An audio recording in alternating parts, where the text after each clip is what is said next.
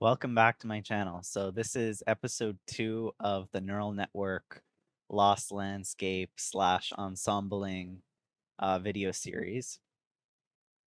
And last time we talked about lost landscapes, we talked about mode connectivity, and we talked about functional differences between the local optima of neural networks. So in this part, we're going to start looking at some code and trying to code up a little bit of an investigation on some of the stuff we discussed in the last video.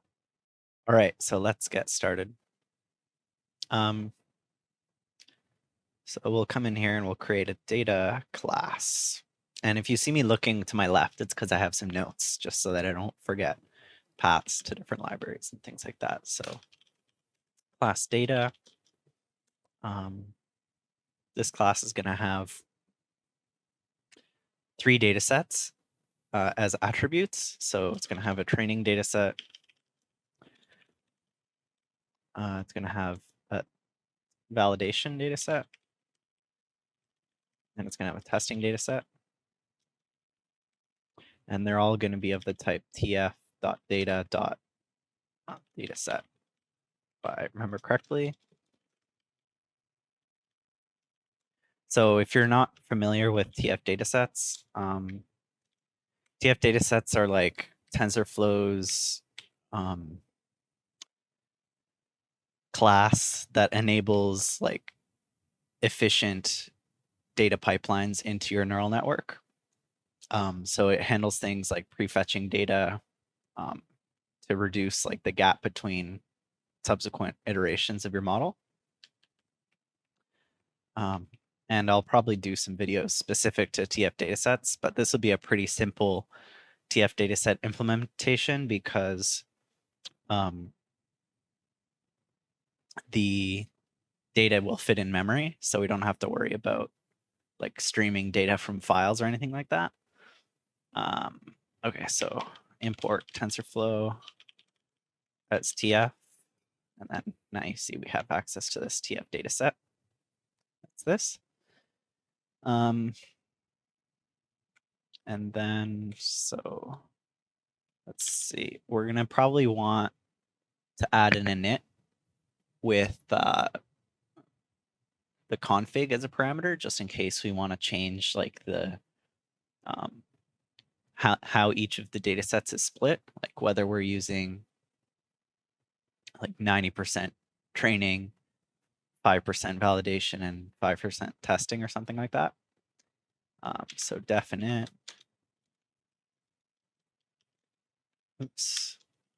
self, and we'll just pass in probably a config parser. We have to import config parser.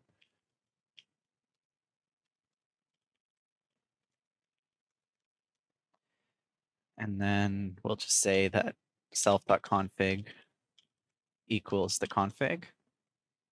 So now this will be part of this class once we pass it. And then, okay, so we're just gonna prep the data. Prep data. This will be the entry point of this class after we instantiate it. So say it returns nothing because we're going to save the data set in the class itself. And we'll just pass around this data class to our model. So the training and the testing data are predefined by the TensorFlow Keras datasets library. So we just do train data, test data, and I'll show you, equals tf.keras.datasets.MNIST, because we're using MNIST.load data. And then we have to give it a path to save the downloaded data to. So oh, the default is this. We'll just put in the default to be explicit for now. I might move it, but it's not really that important at this moment. So if I show you in this load data function, it says it returns a tuple of the training data and a tuple of the testing data. And in each tuple, there's like the independent variables and then the dependent variable. So the X and the Y's. So the dependent variable is just going to be, because the MNIST data set is numbers, handwritten digits from 0 to 9. This label is just going to be 0, 1, 2, 3, 4, 5, 6, 7, 8, 9. And then this training data is going to be, let's see, uint arrays of grayscale image data with shapes num samples 28, 28. So num samples is probably going to be like a batch or something. We'll see. We'll see what happens. Okay, so let's go back. So that's that. And then because we only have training data and testing data here, we're going to want to split out the training data to also include a validation set. So this is where that config is going to come in. But we'll put it into a new file. So we'll break that apart. Train data, validation data equals, we'll create a new function. So I'm going to say self dot train validate split. So we're going to split out the training data into a training data set and a validation data set. Create a new function here. The reason I did this leading underscore is because this method is going to be private to this class. So I'm not expecting it to be called anywhere except for within this class. So def train validate split, and it's going to take in basically this tuple of training data that we saw getting returned here. It's going to take in one of these. So we'll say train data. It's already a tuple, so it'll just be passed in one as one argument. And then here we can say data is, just to be explicit, a tuple of, it's going to be numpy arrays, right? I think. Yeah, most likely numpy arrays. So, oh yeah, here, tuple of numpy arrays. So we'll say np dot end array, and then another np dot end array. Again, these things, like after the colon, don't actually do anything in code. They just help you keep track of what's actually going on. It's really useful to use this type declaration like this. And then because we don't have numpy, we're going to have to import numpy. Import numpy as np. And then, so that works. We also have to import the tuple type declaration. So from typing import tuple. And this function is going to return a tuple. So it's going to return basically the same thing that this returned, but now it's split up into two. So we're going to have a tuple of tuples. Tuple of np.end array, np.end array. And I can put this on a new line in a second. Hopefully. Tuple np.end array, np.end array. Hopefully this, yeah, nice. That spaces out nicely. And then I guess I'll add like a comment here. So this function takes in a tuple of end of independent and dependent variables and splits the data into two tuples of independent and dependent variables. And it's going to be based on a split defined in the config. So that's my little comment for myself. And then I'll just say data. We already know what that is, but a tuple of independent and dependent variables, most likely training data to be split into training and validation. And returns 2 data sets.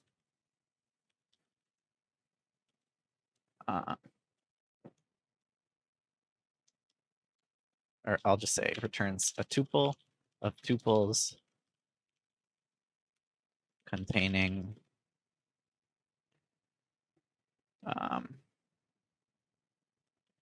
the original data split by the ratio defined in the config. Okay, and we're gonna say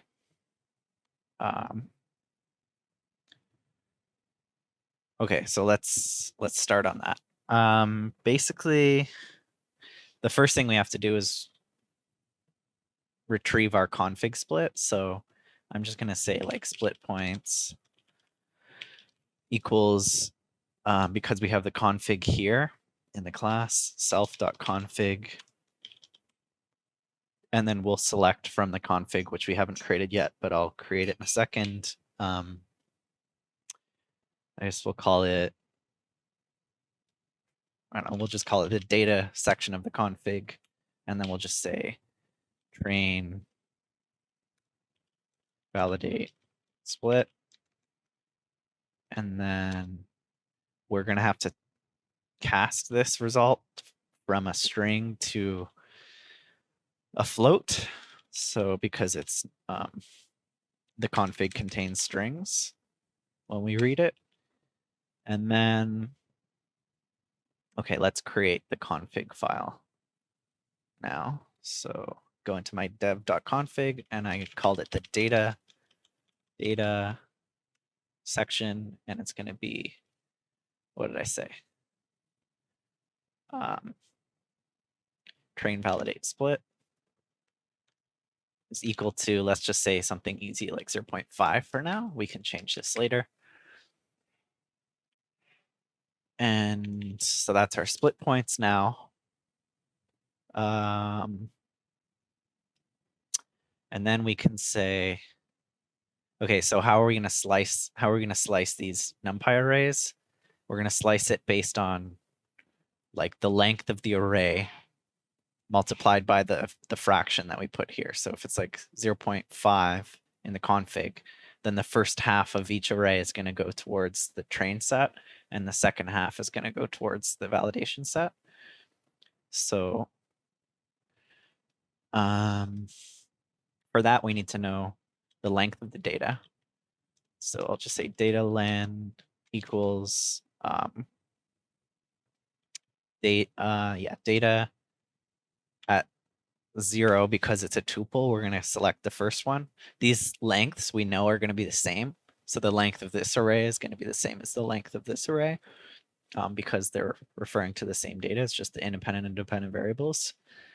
So I'll just say, doesn't matter which one I look at. So I'll just take the first one and then find the shape of that, and then find the first dimension in that shape, which is going to be the rows, which is how long it is. And then I'll say, now we want to do the actual slicing. So training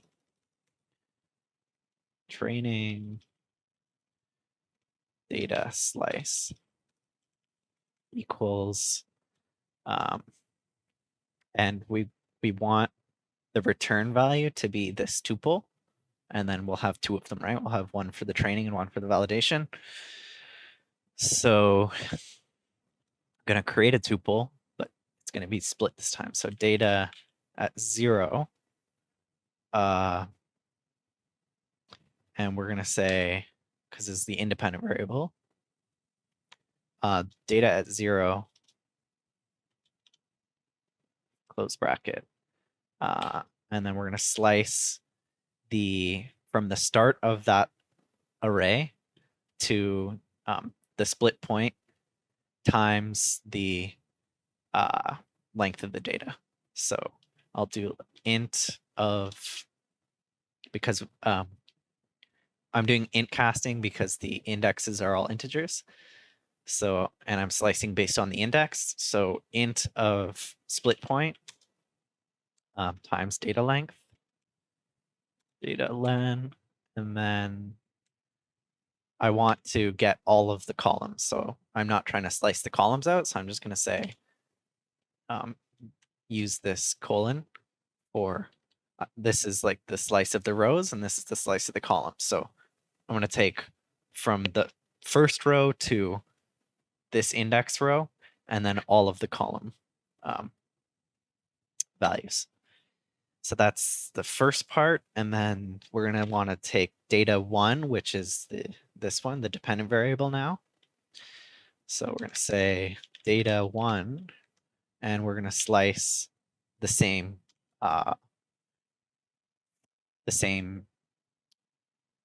indices out of that array. So int of split points times data length.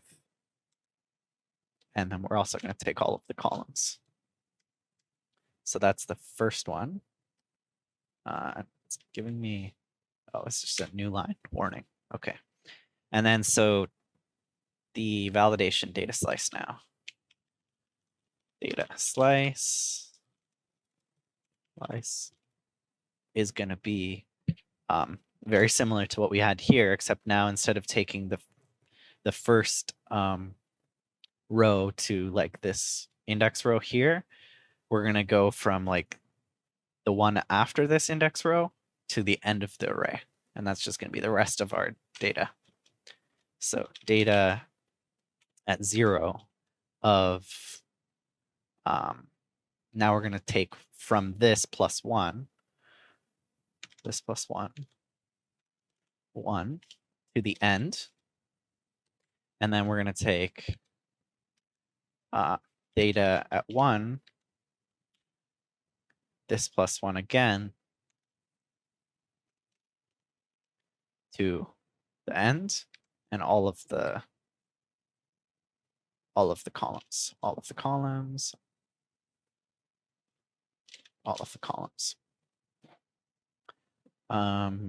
Cool. So let's just make this a little bit more readable by doing that and doing that.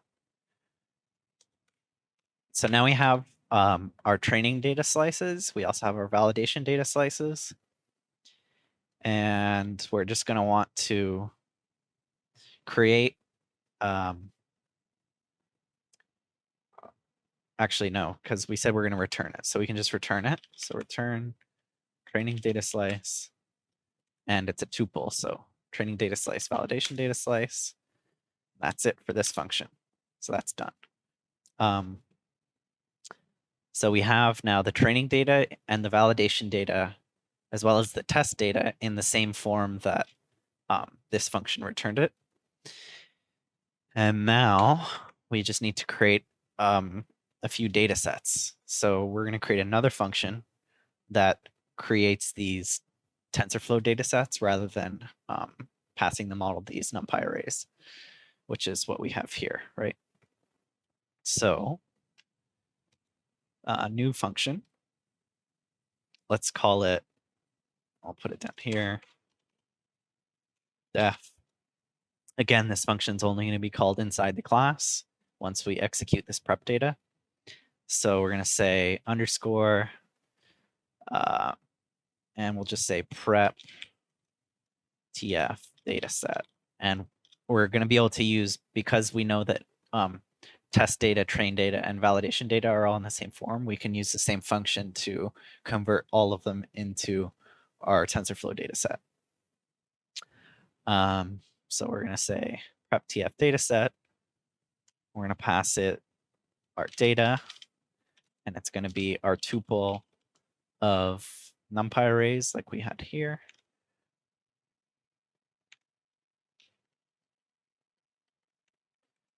And then it's going to return us. It's going to return us a tf dataset.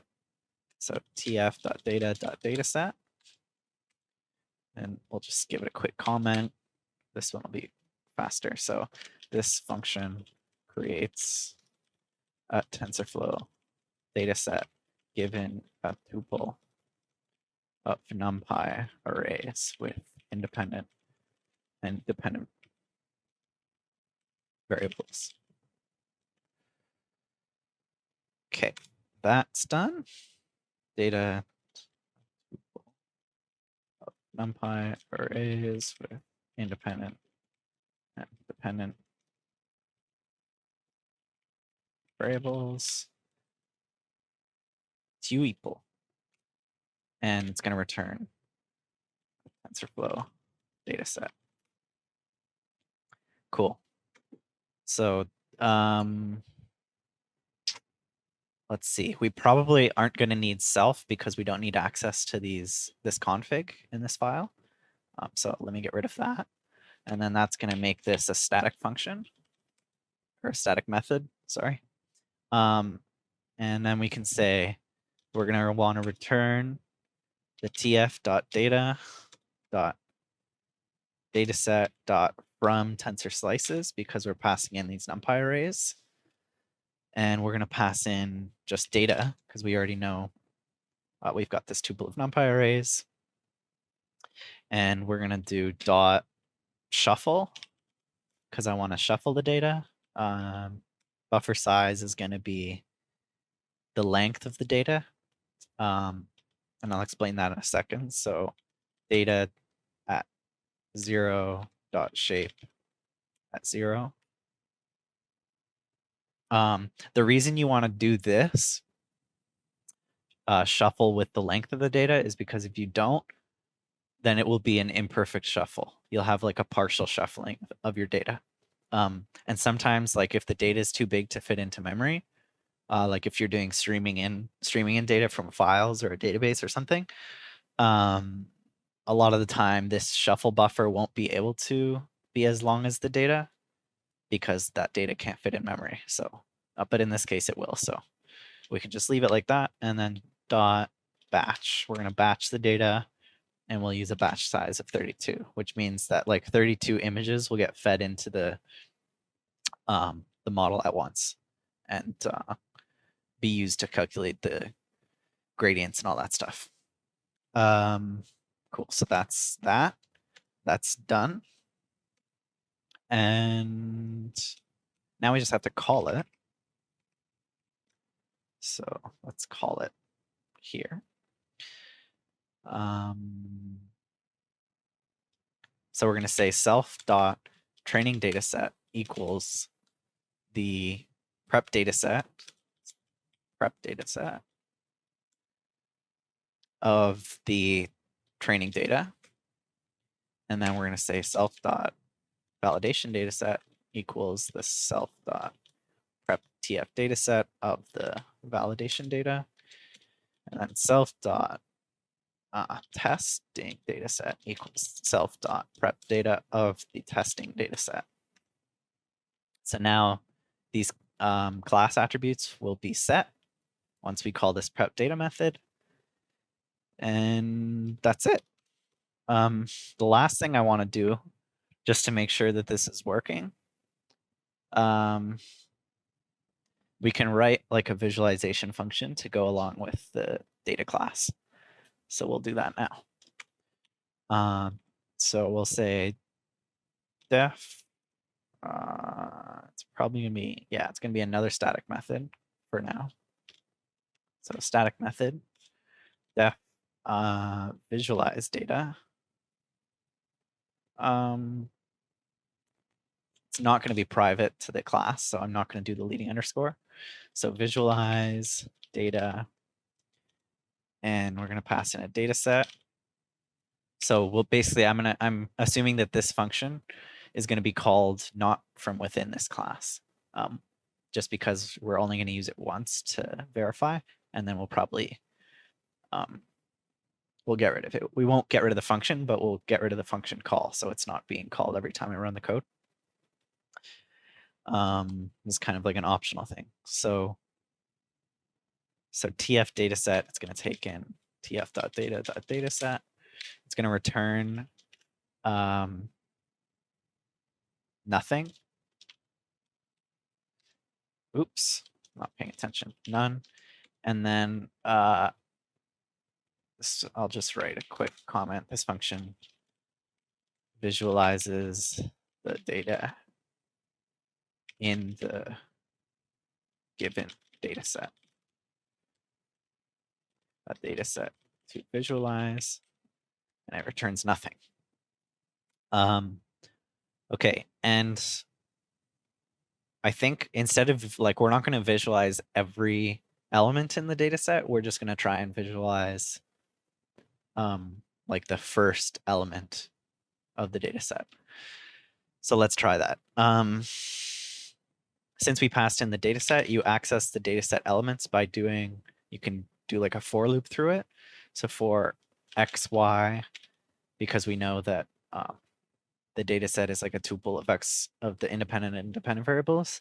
So for x, y in dataset dot take, I'm going to take one element from the data set, which is going to be a batch of 32 images and their associated dependent variables. So like the labels of 0 to 9. And we'll have to take an image out of that data set. So let's say image equals x at 0, because we're going to just take the first image of the batch. Dot numpy, because we're going to convert this tensor that the data set will return into a numpy array. And then so that's fine for the image. Let's reshape the image. Make sure it's 28 by 28. So image, it might already be. Let's just see what happens without it, and if we have to, we'll reshape it. plt.imshow is what I'm going to want to use to plot this numpy array as an image. So let me import plot matplotlib. Import, what is it? From matplotlib. Matplotlib.pyplot. Import. No, I want to import pyplot. So from matplotlib, import pyplot as plt. That's usually how people write it. And then, so plt.imshow, and we'll show the image. And we're also going to have to specify that it's gray. So cmap equals gray, because we know that this image we're getting from the data set is grayscale. And then plt.show, just to show the image. I think that's all we have to do. Maybe let's set the title of the plot to the label. So plt.title. And we're going to say label equals y at 0.numpy, because y is our dependent variable. And I think that should work. Maybe let's put this in an f string so we can have more context as to what's actually happening here. So an f string is just a string where you can embed some sort of variable into the string. I'm going to say dependent variable,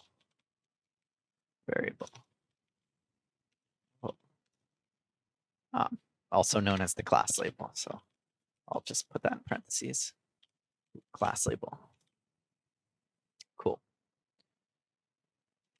And let's try that.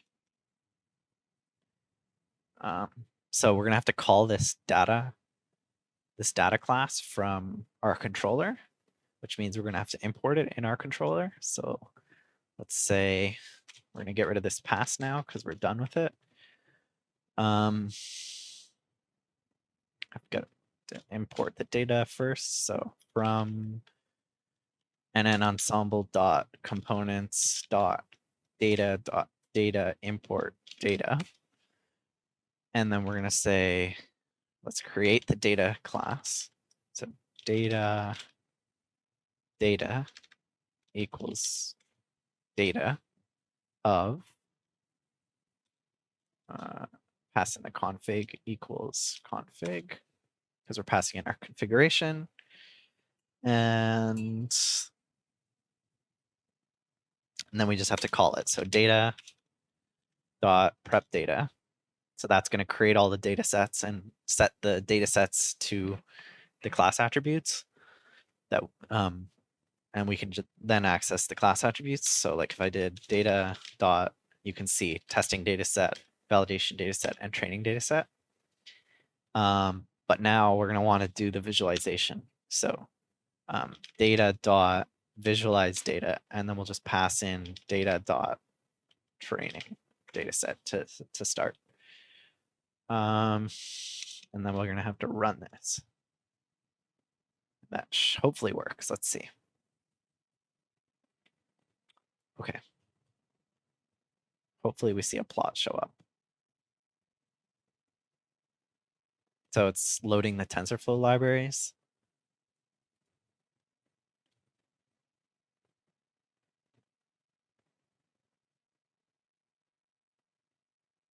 Oh, let me make sure that okay, what I do here. Too many indices for array. Array is one-dimensional.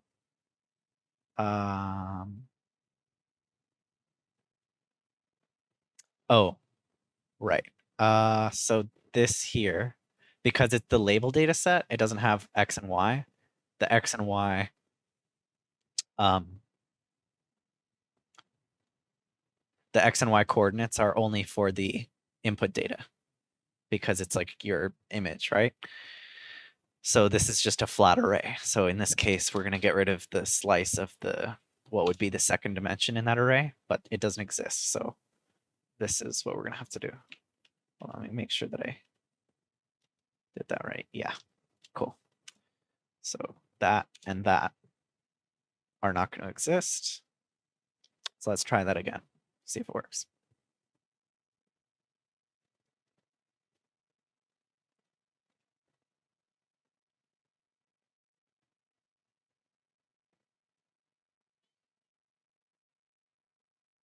Okay, and if I come over here, you'll see that the image popped up. So this is our class 7, and that's what we're expecting.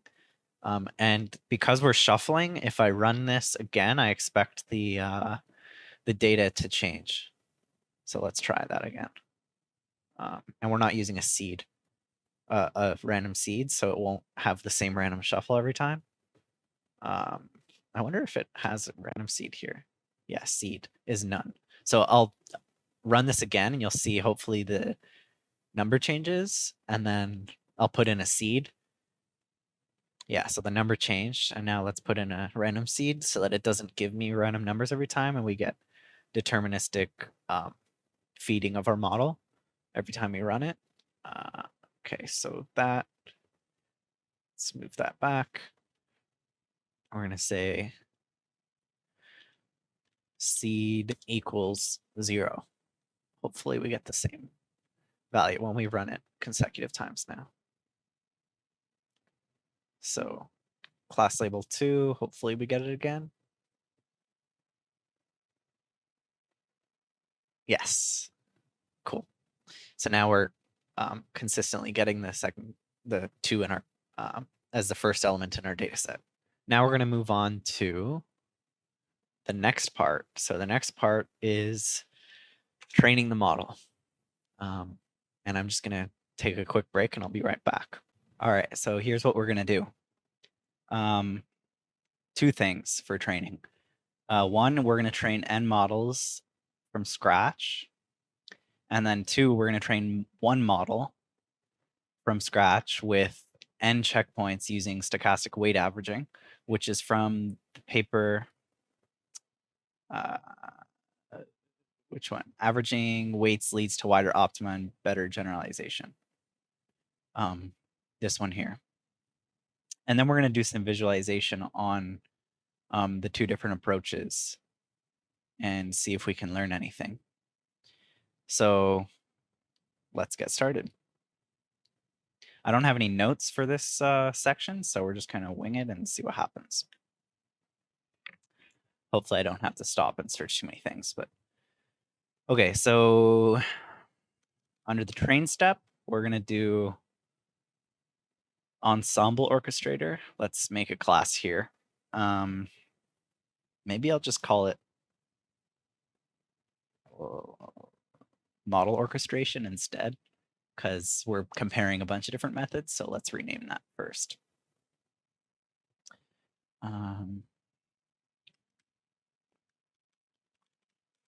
Model orchestration, rename.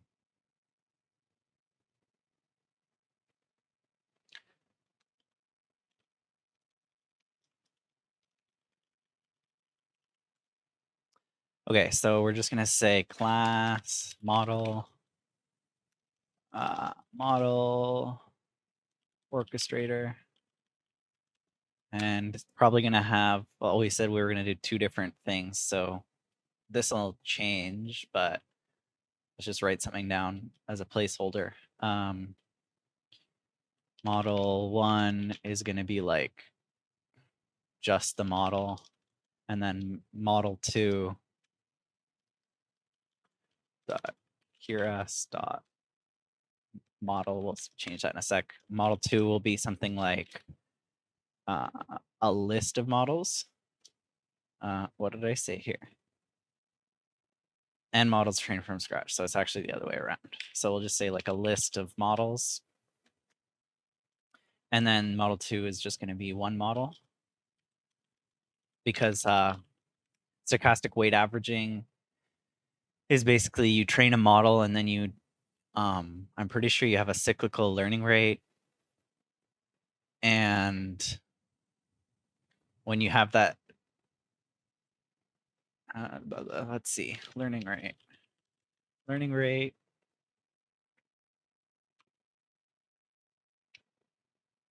We show that simple averaging of multiple points along the trajectory of stochastic gradient descent with the cyclical or constant learning rate leads to better generalization than conventional training. So yeah, it's basically as you train the network, you like approach this optima, you land somewhere on the edge of this flat optima, and then the cyclical learning rate theoretically allows you to move around the edge of this optima. And when you average the weights, you end up at the center of that optima, which leads to better generalization, as we discussed in our episode 1. So that's going to be the second approach. And the first approach is just going to be taking an ensemble of predictions from the actual, like a bunch of different models and seeing what happens. And we'll get to the visualization and see what we can do there.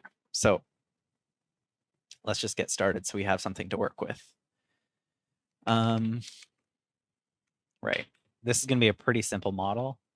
I might even just do a feed-forward network instead of a convolutional network to start, because I know that a feed-forward network can solve MNIST to some degree of accuracy. And I'd like to see if we can make any insights on like the simplest type of network. So import TensorFlow STF. And then we've got a list of models. So I'm going to import the list type from typing. And this might be, let's see, tf.qrs.sequential. Let's just make a sequential model for now. And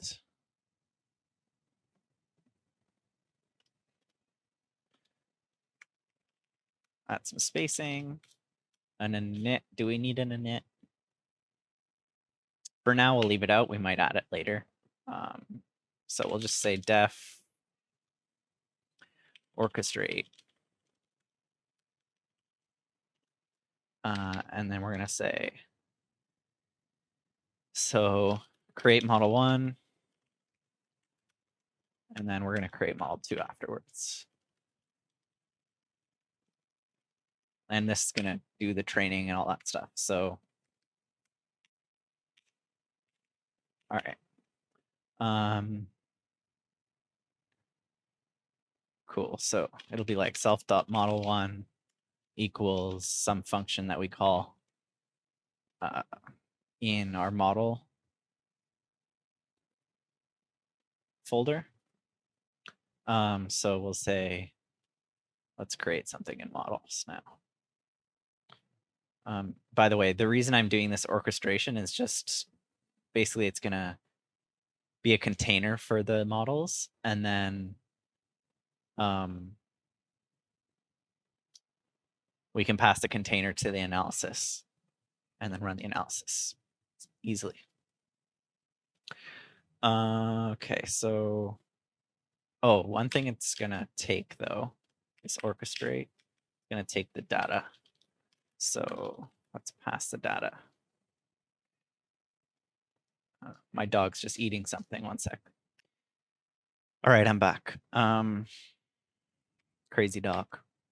So let's see. Yeah, it's going to take the data, and it's going to take the data class that we created in our last section. So let's do from and an ensemble dot components dot data import data, just for the type declaration. And we're going to say data.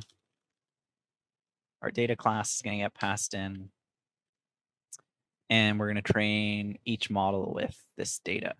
So self.model2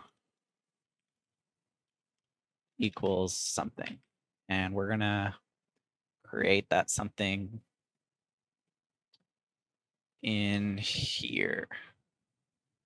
I guess we'll import the model specification, and then we'll train it using some trainer, and it'll be different for each model. So let's just do the model definitions. So def model 1, and let's just specify here. So we're going to say n models. Model 2 is SWA model. Right. So model 1 in here. Going to return a sequential model. qrs.sequential.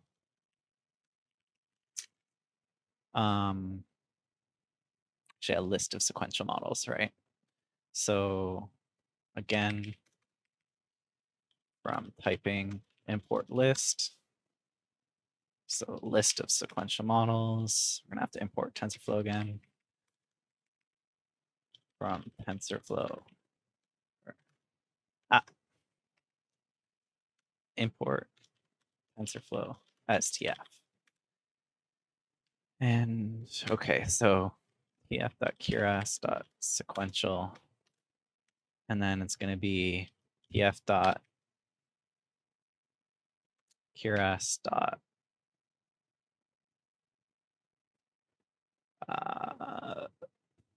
Layers dot dense, and we're going to use units is going to be, so we're going to flatten our 28 by 28 image.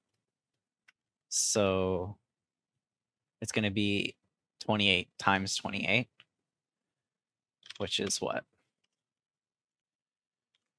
784 units. And then activation, we're going to use ReLU as our activation function. And I guess that's all we need to do. And we'll just make it like, I don't know, 3 layers or something like that. So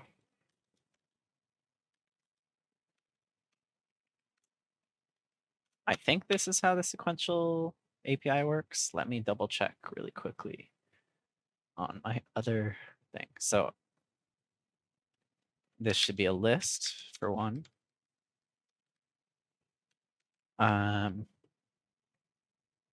And we can, instead of flattening our data in a pre-processing step in like TensorFlow data, we can just flatten in here. So tf.keras.layers.flatten. Yeah, cool. And it'll be called like that. And so we can do 3 hidden layers, and maybe we'll use like an output layer, which is going to be a softmax because we've got multi-class classification. Layers.softmax, and we're going to use 10 there's 10 labels, so we're going to have dimensionality of 10 here. Cool. That should be fine. Oh, my bad. What am I doing? I need to do dense. It's a dense layer because it's fully connected, and then 10 units. The activation is softmax. I can't just do it like I was doing before. And do I need to do anything else here? Probably not. I think we're good. And we're just going to return that model. So that's model 1. No, we said we're going to make n of them. So we have to do it in a loop. We'll just specify a bunch. So for I in range, it'll be n. So I don't know. Maybe we can add a config, which lets us specify how many models we want, and then it makes it easy to change later. So let's do that. Config parser. I'm gonna import it again from configure. Yeah, there we go. And we're gonna say models equals the list, and then we can append to the list each of the models. For I in range, int config, call it model, n models. So we'll use n models for stochastic weight averaging as well as for this model 1, which is just a simple set of models that we're going to train from scratch. Cool. So it's going to be an int, and let's add it to the config. So model n models. Let's just say, I don't know, 10 models. Sure. We can change it later. And then we'll just do models.append.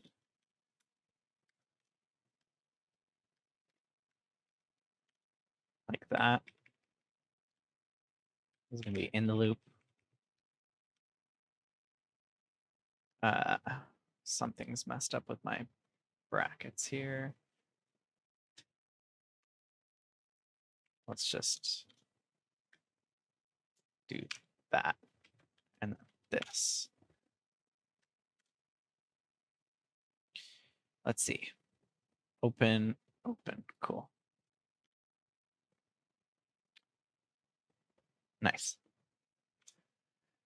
And now we have a list of sequential models. We have to return the list. And that's it. Just add a space. Cool.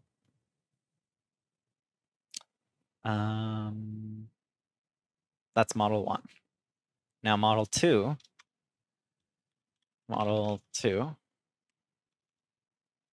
Let's do, I like underscores. Model 2. It's going to also take a config. Is it? Because this one we're going to train, like the stochastic weight averaging code goes into the training compilation step, I think. Let's see.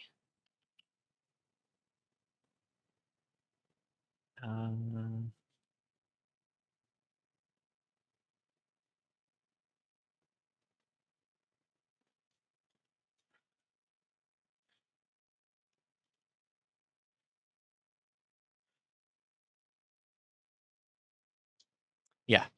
So it's we don't need a config in this case because we're not making end models. So I'll just do returns simply tf.keras.sequential. And then we'll use basically just this part. We'll call it one of these. And we'll return it. And that should be it. Cool. So that's our 2 models. Pretty simple. And then we just have to train them. So in train.py, I can do like train model 1 and train model 2. And those are going to be def.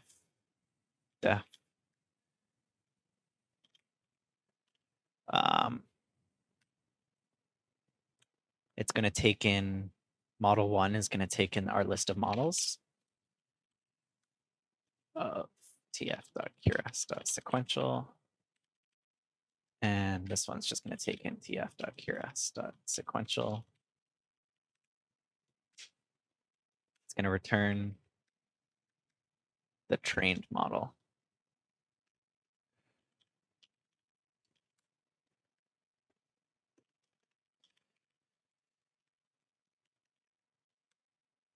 And got to import some stuff now. I'm typing import list from import TensorFlow as Keras, sorry, as TF. And that should be okay. So models, and this will be model. Cool. And we're going to return the compiled and fit model. So we'll say for models, for model in models, for the first case, model.compile with an optimizer. And our optimizer, we're going to use,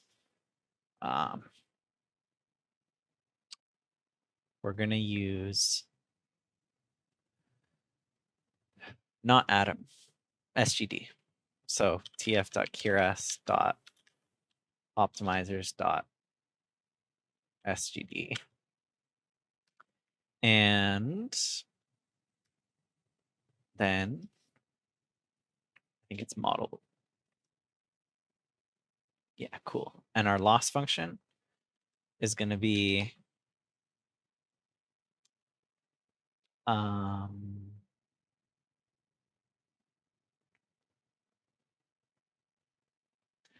sparse categorical cross entropy.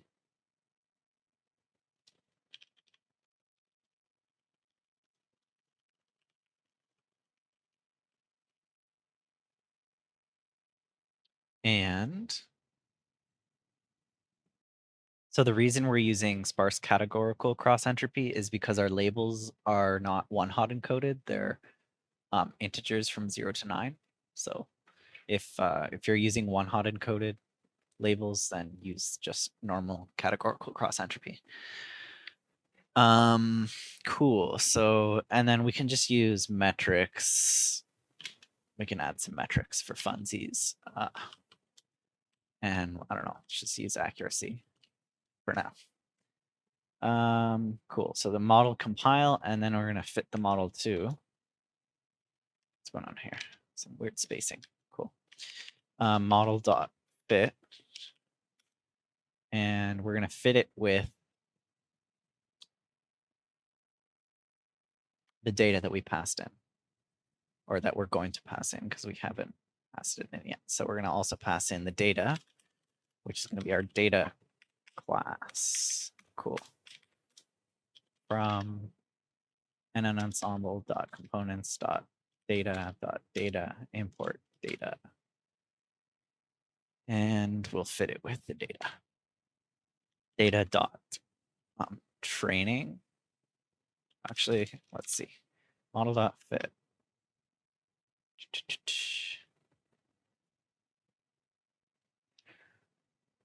Yeah. So we just pass in the data and then the validation data as well. So data dot training data set, and then validation data equals data dot validation data set. That should be fine.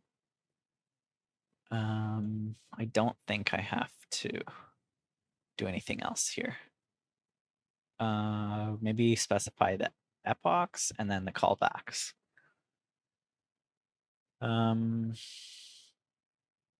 We can do early stopping.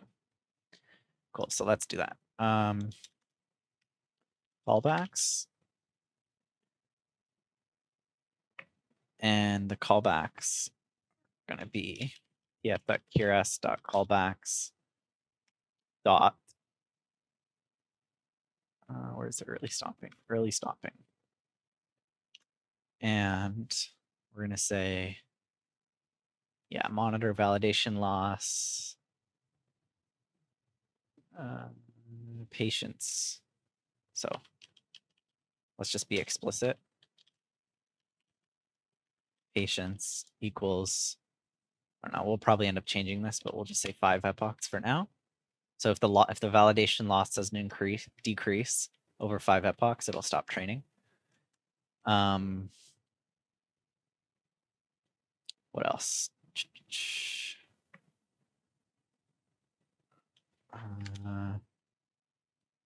Let's call this early stopping callback. And we'll just pass it in. Callbacks equals early stopping callback in a list because you can have multiple callbacks. And let me just put this on a new line. What else? I think that's fine. Oh yeah, just epochs. Let's do 100 epochs to start and see what happens.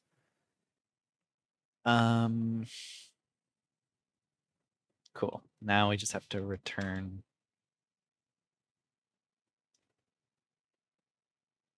a list of sequential models.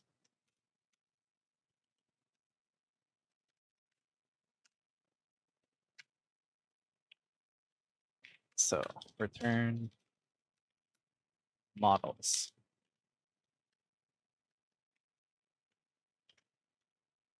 And then this one, our model 2,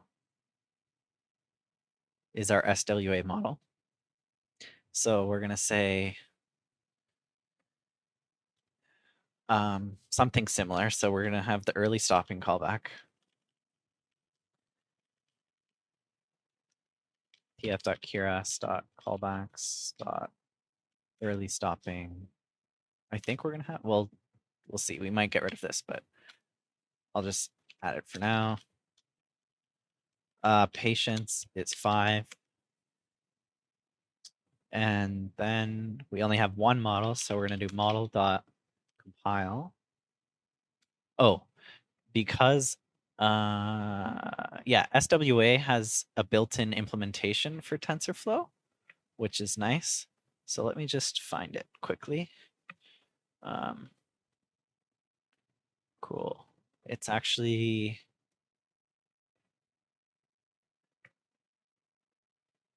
built into the optimizer.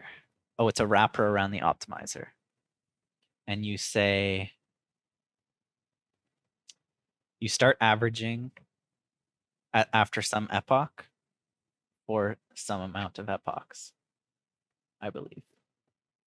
Or maybe it's not even an epoch. Maybe it's some steps, training steps. Okay, let's just try it and see what happens. So it's going to be, let's say optimizer, because we're going to have to wrap it, equals rtf.keras.optimizers.sgd. By the way, what's the learning rate on this? Is there a default?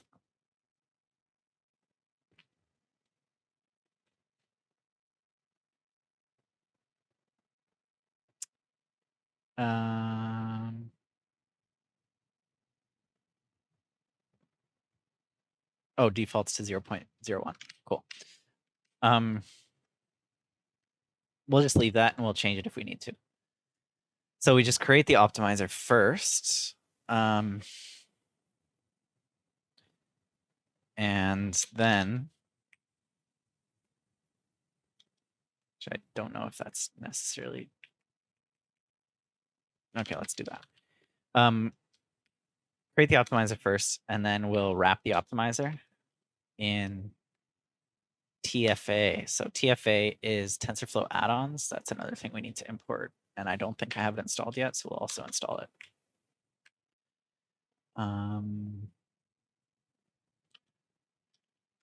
Import TensorFlow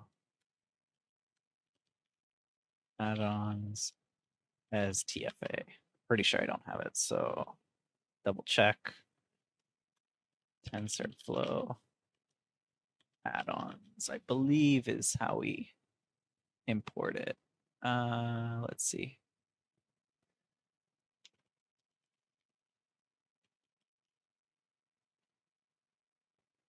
Trying to find the py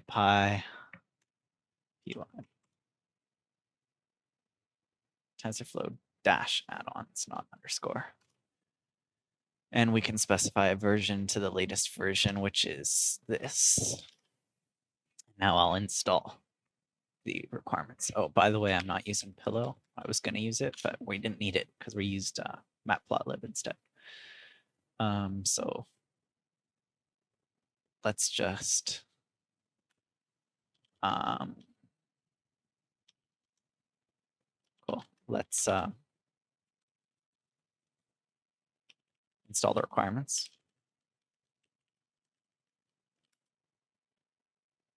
So that should install the new one. TensorFlow add-ons, you see it's installing right there.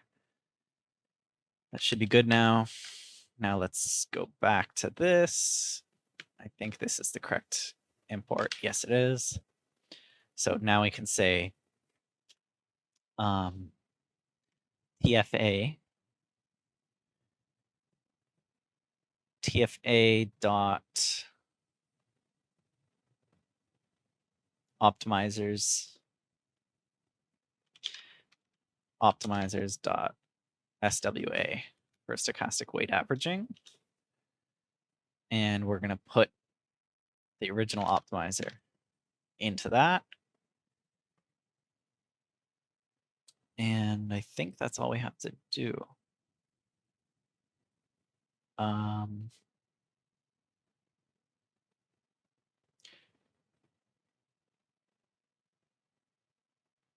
we might have to add one more callback. I'm looking at some documentation right now, and it's saying that both moving average and stochastic average optimizers use model average checkpoint, which probably means that we need to add it. So let's add it.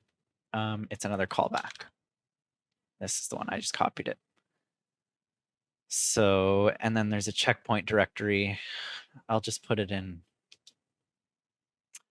Let's see.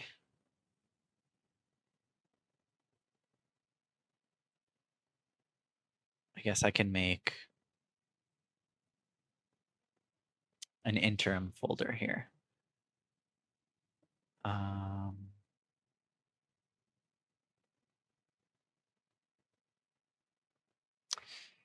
Interim. And we'll just add a README so that I don't have to create the directory. I'll just check in the directory empty with a README. So I'll say readme.md, say this file or this folder contains checkpoints, model checkpoints. And then we can come here and say the file path is path to the path of NN ensemble /interim. Hopefully that works. I got to import path from pathlib import path. And update weights, true, cool, average callback. And now we have got to compile the model. Model.compile. Optimizer is our optimizer. Loss is the same, sparse categorical cross entropy. And metrics is also the same, accuracy. And we're going to do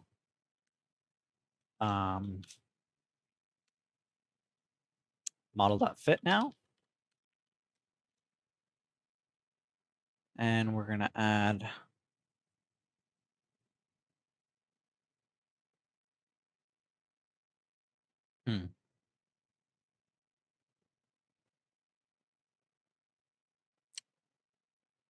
we might have to change the name of this, but we'll see what happens. Anyway, we're going to add fit of our data.training data set with epochs of 100. And then our validation data is the data.validation data set. And our callbacks are 2. Now we've got early stopping and we've got stochastic weight averaging as well. So we need this checkpoint for the model weights. And we'll go here.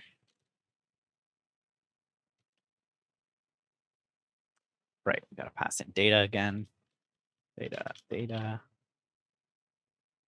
And then we can return our model. And that should be okay. We're just going to run it and have to see what happens. I'm seeing you know what? Let's just copy their example. It looks like they're using some string formatting to label the checkpoints with the epoch. So I'll just do this. So CP, and then it's probably string formatted to the epoch number with 4 decimal places. .ckpt. Cool. Now, theoretically, these should go. Now, the only question I have is I said that I wanted to use the same number of averages in the stochastic weight averaging as we used models in this ensemble in model 1. So let's see what parameters are here. Start averaging at epoch. Let's see. Start averaging an integer.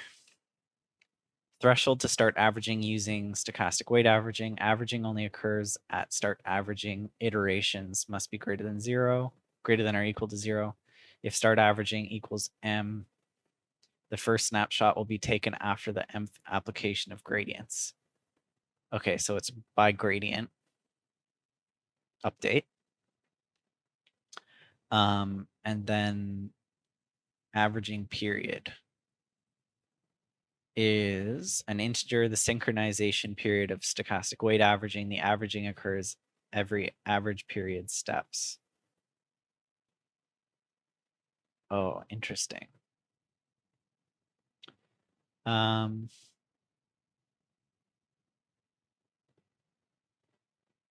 So you can't really specify a specific cutoff, it seems, or a specific amount of steps to use.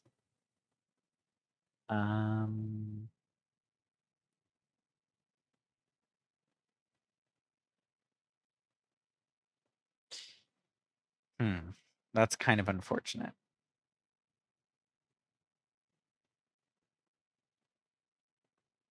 Okay, we're just gonna run it and see what happens, and then we'll see what we can do to play with it.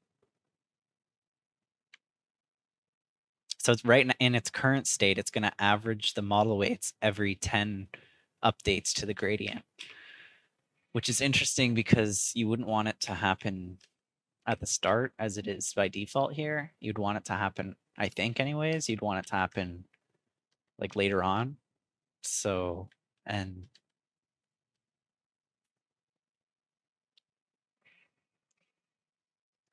let's see. We could figure out exactly how many to do.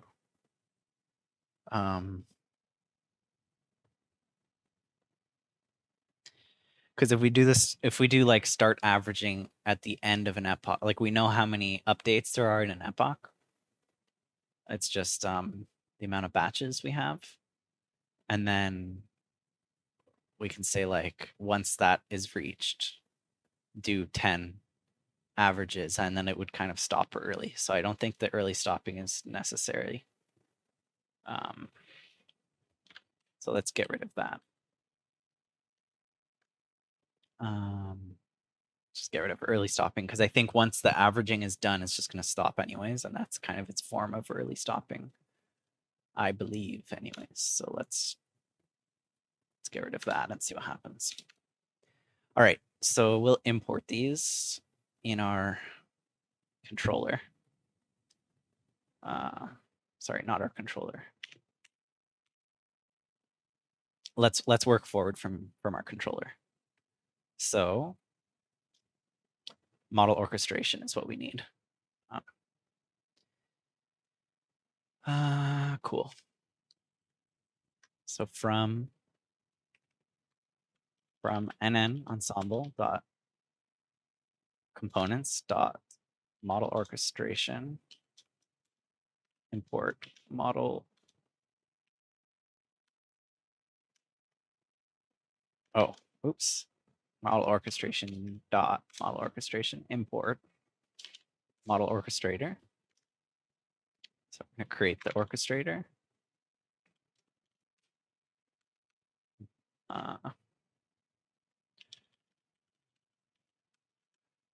And equals this. Right now, we're not passing in a config as far as I'm aware. Right, we're not. And we're just going to call the orchestrate. And we're going to pass in the data.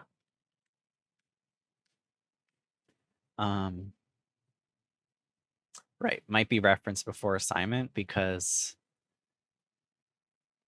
if we don't specify that we're going to run the data step, then data is not defined. So we can just say data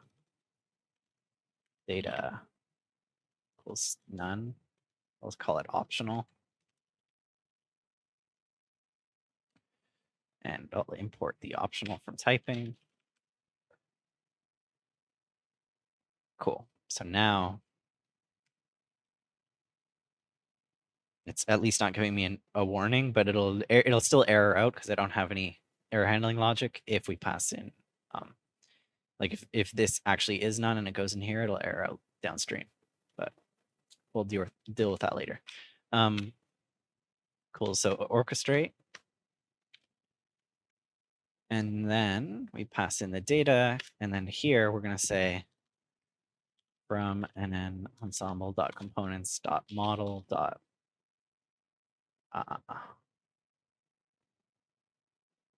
Right, where did we put it? Model.train, right? Train has, so we want to pass in the model and we want to pass in the data. So first we need to get just the models.model, import model1 function and model2 function. Let's rename this so it's a little more verbose. So we'll say create model1, define model1 might be better, and define model2.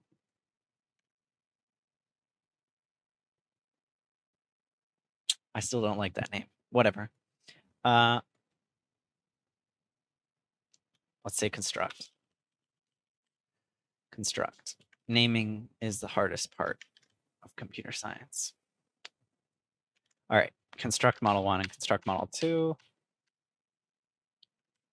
Right, and we actually are passing in a config to construct model1, which means we now need to pass in a config to model orchestrator.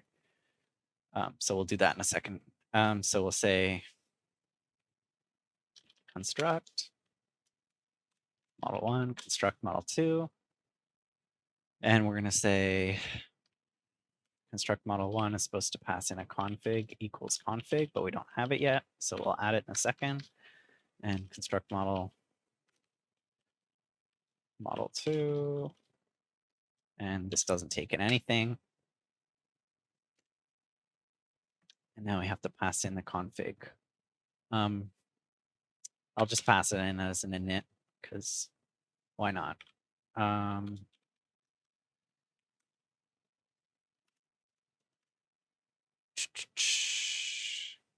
Could we conceivably use it later in another function in the model orchestration?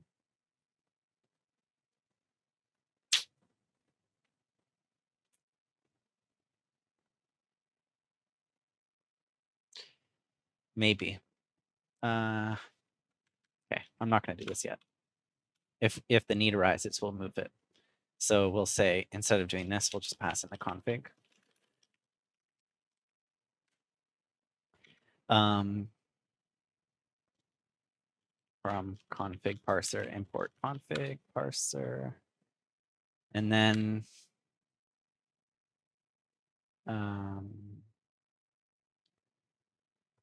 that's it for now.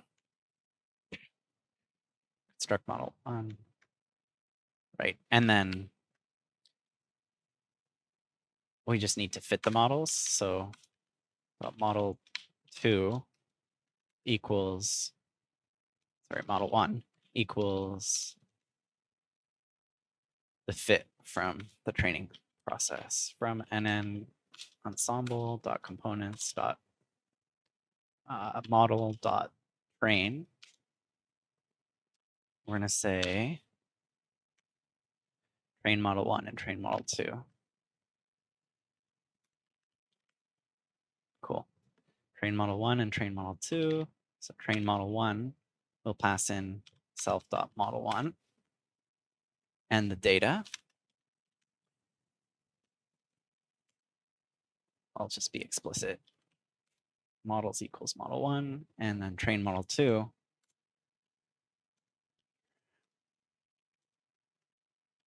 construct model 2, sorry, train model 2 with model is just our one model. and the data is going to get passed as well.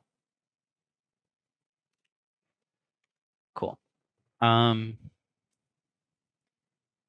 now this will create these trained models, and then hopefully we can run this at this point and see if we didn't mess things up too bad.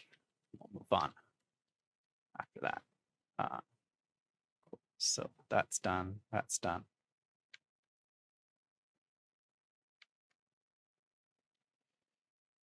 Data, we have to pass in the config.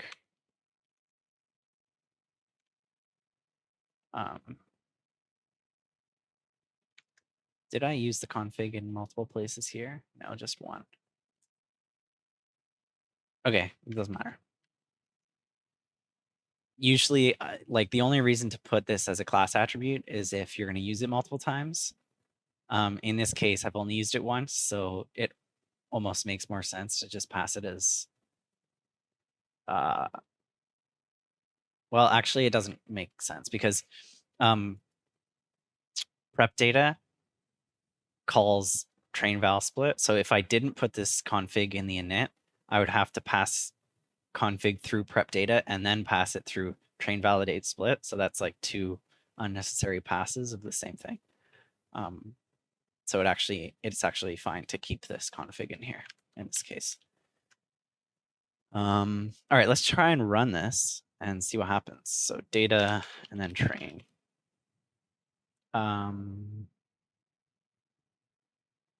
Cool. The reason we're gonna have to call both every time because we haven't cached this data anywhere, so it's not like we can just stop doing this data prep step. So let's try it, see if it trains something.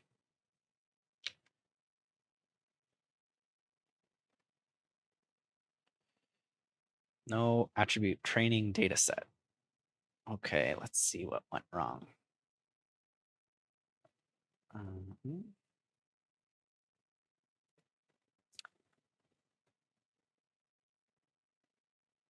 So apparently training data set doesn't exist in data, which is concerning.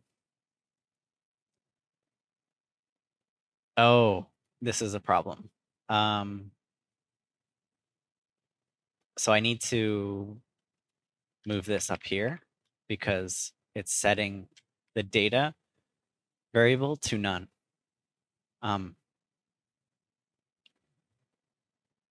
Yeah, I need to declare it before I assign it here.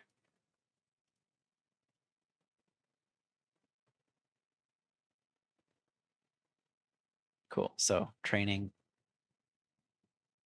mem copy failed. Sad. Failed to create.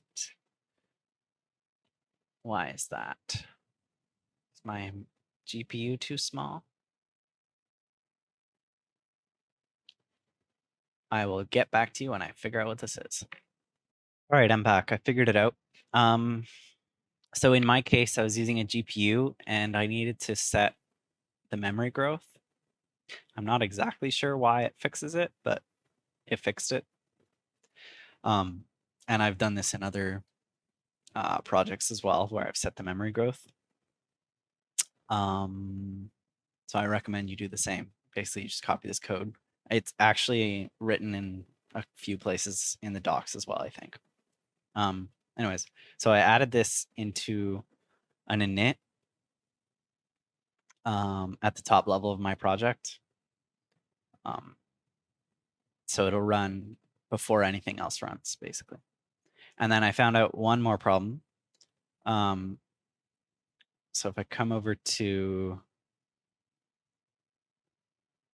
okay, I changed two things. So if you look here, before I had this loss defined as like a string, but I just changed it out to the actual function and it's a little more clear what's happening. And then the other thing is if we go back to the model, sorry, where am I looking? sorry, not the model. If we go back to the data prep, so you'll see I've added this function called Normalize Image. All the values in the image are 255. The max value is 255. So we just normalize by dividing by 255. That's one important thing. And then the other thing is because it's in a uint 8 before, we're changing it, we're casting it to a float 32 so that the model has the precision it needs to do the proper gradient updates.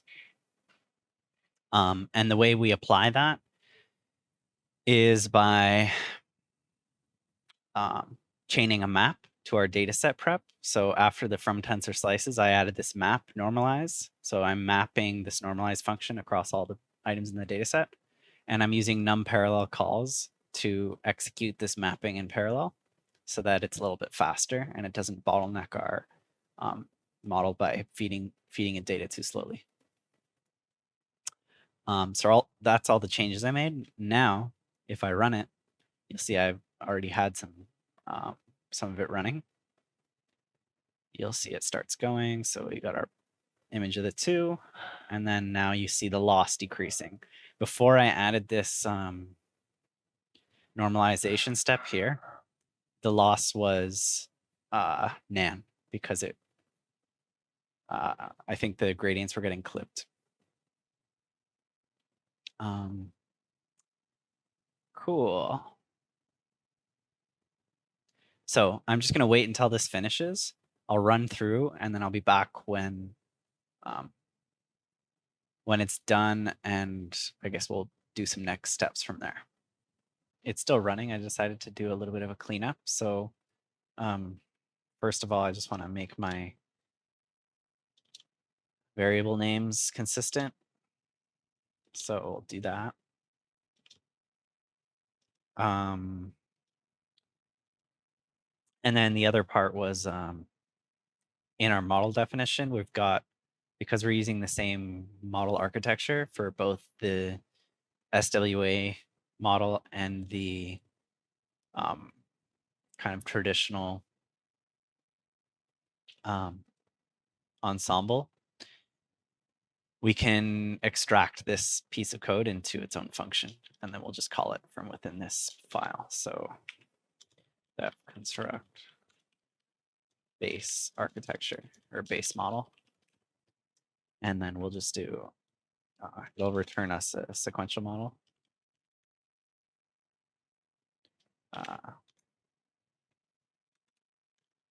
And we'll just return this, return. And so we can just call construct base model in here, a little bit easier.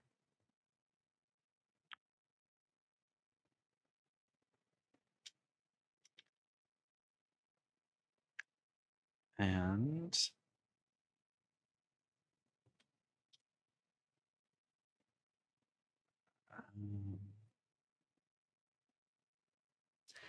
hold on, what's going on? Sequential, that.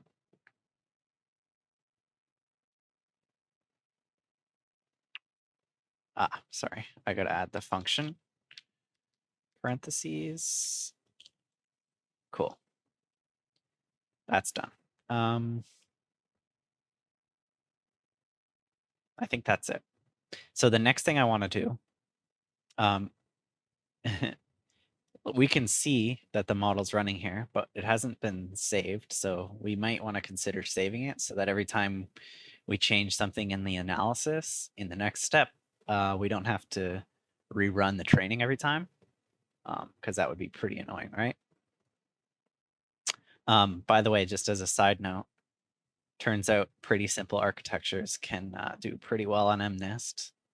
Obviously, this isn't well compared to some of the more advanced models, but like I've seen a validation accuracy, 97%, which is pretty decent, right? Especially if the classes are balanced, which I think they are. Okay.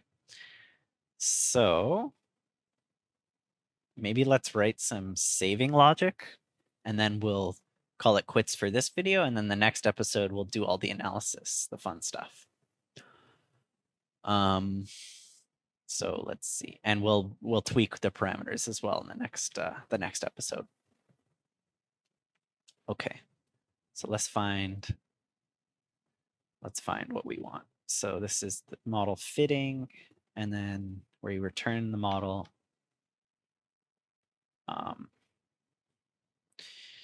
Now we're going to want to save the models. So just to keep it easy, because this is just like demonstration code, we're going to create 2 different directories for each model, because this model here is it's a set of models, and this is just a single model. So we can just save this one pretty easily, but then this one we have to save a list of models. So we'll create 2 different directories. So maybe we'll break this into 2 different functions now. So create model 1.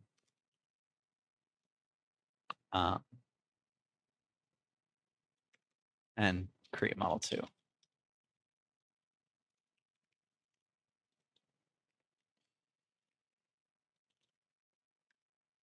And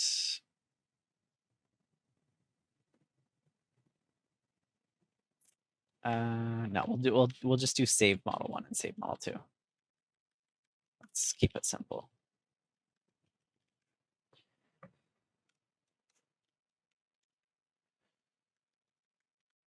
Cool. Save model 1 and save model 2. So we're just going to pass in. We don't even need to pass in anything because they're already saved here, or they're already part of this class.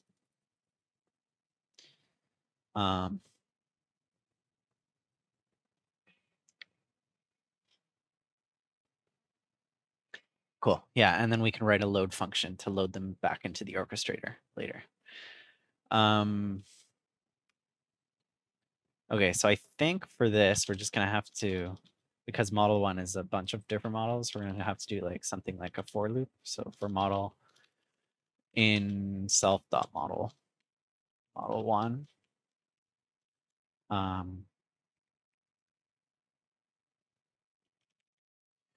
we need access to self. For model in self.model 1, I think we can just do model.save, hopefully. And then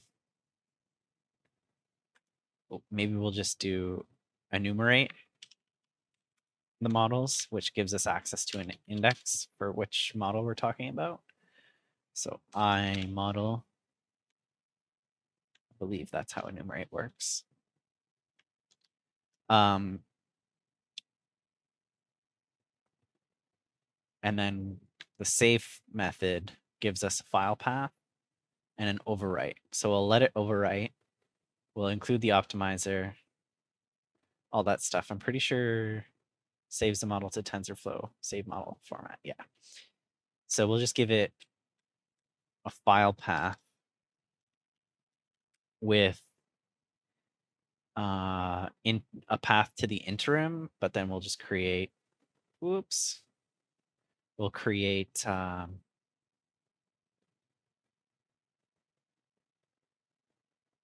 it's interesting, this interim's not being used. We'll deal with that in a second. So import from pathlib, import path.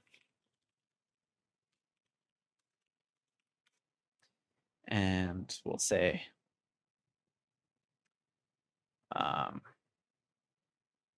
and an ensemble, and then interim, and then model 1, and then the specific model will just be like a folder with the index. So turn this into an F string so it can be parameterized, and then we'll give it model 1 component like I. copy that outside of here. Cool. Hopefully this saves to there. And then save model 2 is just going to be this without the fanciness. So it'll be self.model2.save. We need self. And we're going to say none of this, just the model 2. And then hopefully we can do one function for load model, just in case we want to run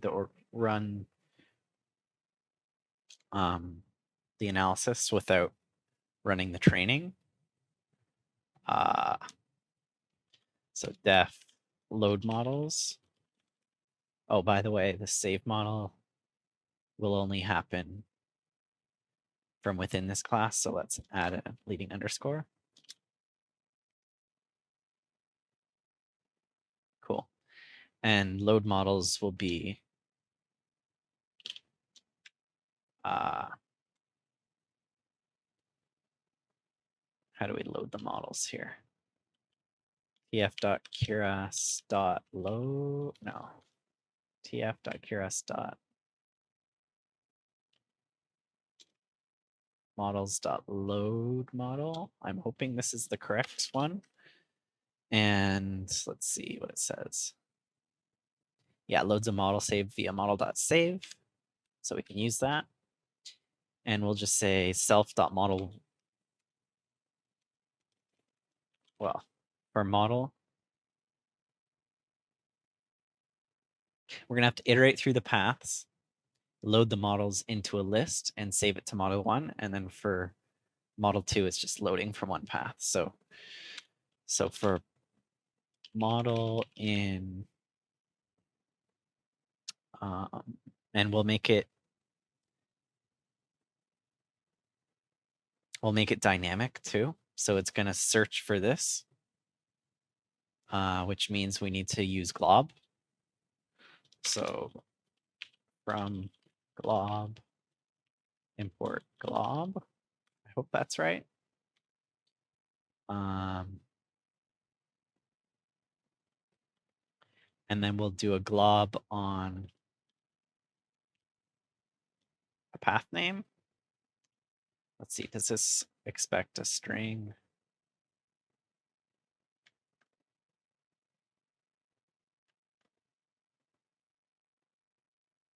OS stuff, path. Yeah, we can pass a path. I hope. So glob of path, this thing, but we're going to have a wildcard for the I.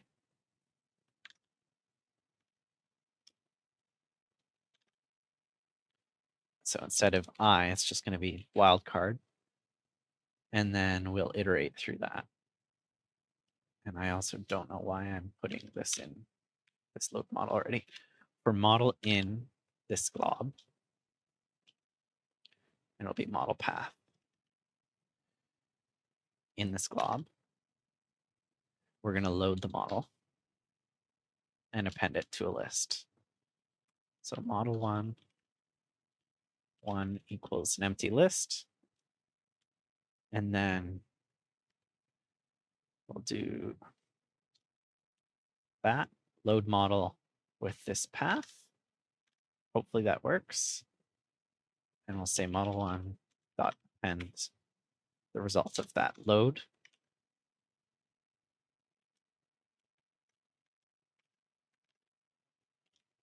And then model 2 is simple. So we'll do model 2 equals, we'll space it out a bit, tf.curas.models.load model. And then the path will be this one.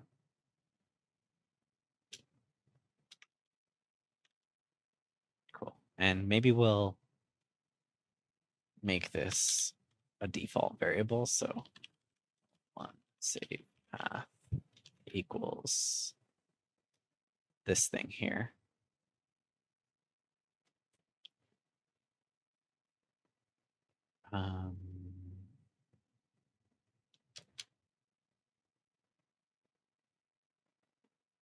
Yeah, let's do that.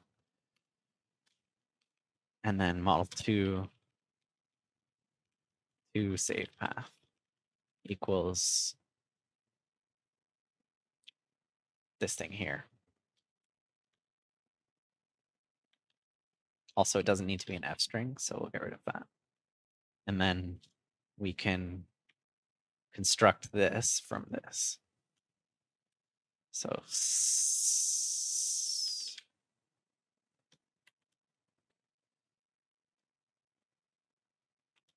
self dot model 1 save path, self dot model 2 save path.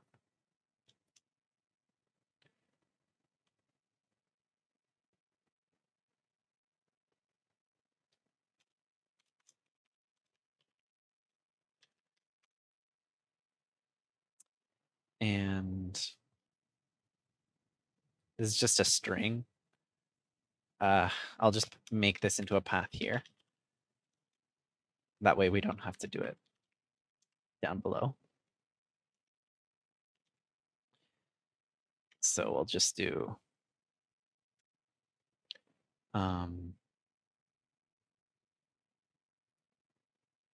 this path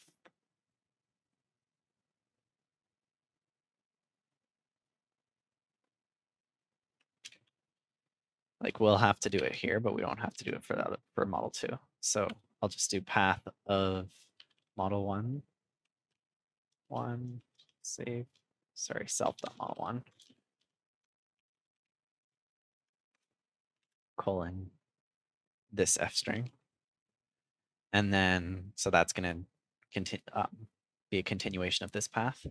And then this one is just the path itself. So we don't need to redefine it as a path. It's already a path.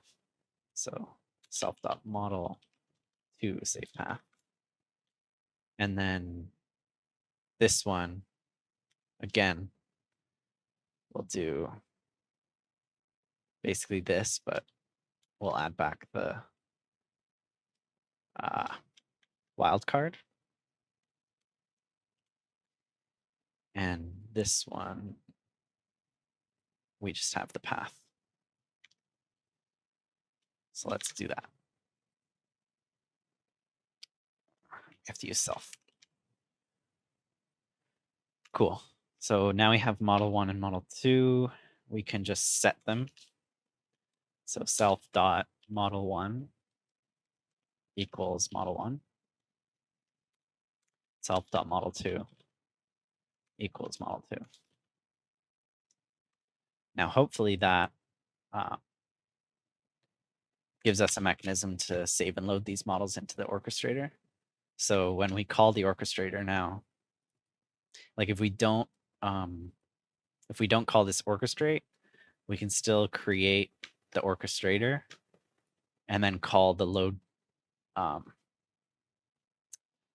load the models. So we'll do else. So if the argument doesn't exist, we'll create the orchestrator still. But we'll do orchestrator dot load models instead. And that should work, but we'll test it. I guess we'll pick up from there in the next video and test that it works because this is running. I'm just going to end up restarting it to actually save the model and check that this works. And then we'll pick up and do our analysis. So this was a really long video, but thank you for watching.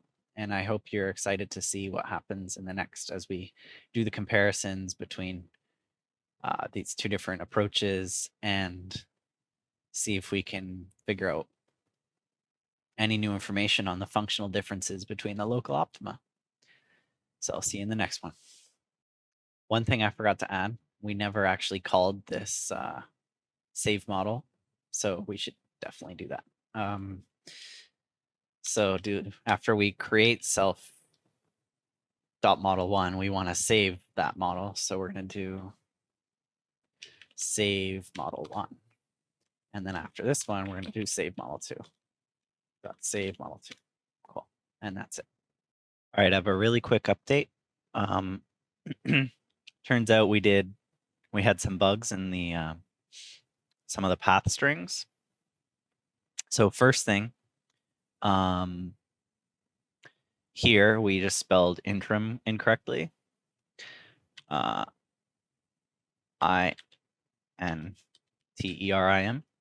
And then the actual working directory, if we come up here and look at the configurations, the working directory of our main Python function, our entry point, is this NN Ensemble folder, because the main .py is within that folder. So we actually don't need to include, sorry, it's within this folder here, right? This was the error folder, not because of the mistakes we made. So I actually want it to be in this folder, not in a new NN Ensemble folder. So we can just remove this because of our working directory. So that's the first thing. And then the second thing was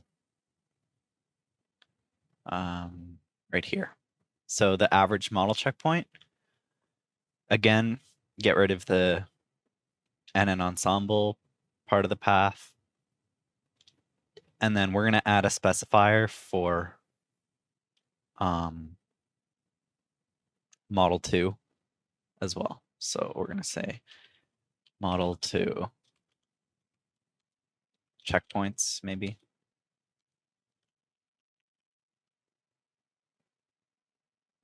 And then that should be fine. The last thing here, this average model checkpoint takes a string path. It doesn't take a path lib path. So we can just get rid of this. And now I think it should work. If it doesn't, I'll have another update. All right, last update for real this time, I promise. The glob doesn't take in pathlib path, it has to take in a string. So that's one change. And then the other change, under the optimizer for both of these, because we have a softmax dense layer in our sequential model, so you can see here, the softmax activation at the last layer, we do not need from logits to be true. It can be set to false. And I think that, yeah, it's the default, but I just had it for explicitity, if that is a word. Okay, thanks for watching.